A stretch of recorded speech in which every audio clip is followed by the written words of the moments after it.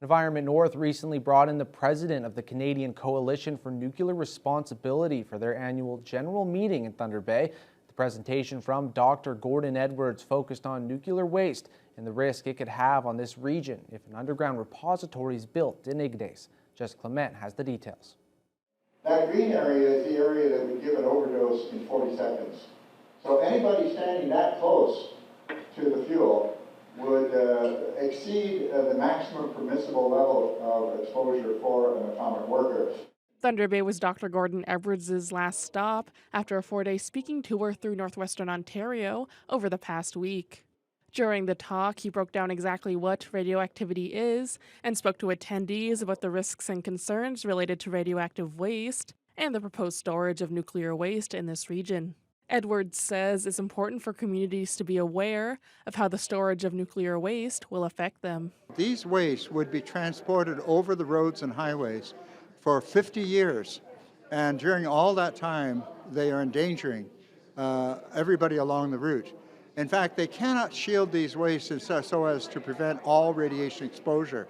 So even people following in their cars behind a truck will be exposed to radiation. Environment North President Scott Harris says he hopes attendees take away from the event that their participation in opposing the storage of nuclear waste is important. We feel that the engagement of Thunder Bay folks is really critical to the success of our project, and that is to have NWMO realize that this is not a well thought out plan, and they should be observing the proximity principle. Keep the waste as close to the point of production as possible. Environment North will be heading to Queen's Park on May 30th to petition the Ontario Legislature to adopt the proximity principle in Ontario with regards to nuclear waste. That's simply a principle that says that waste should be managed close to its point of production.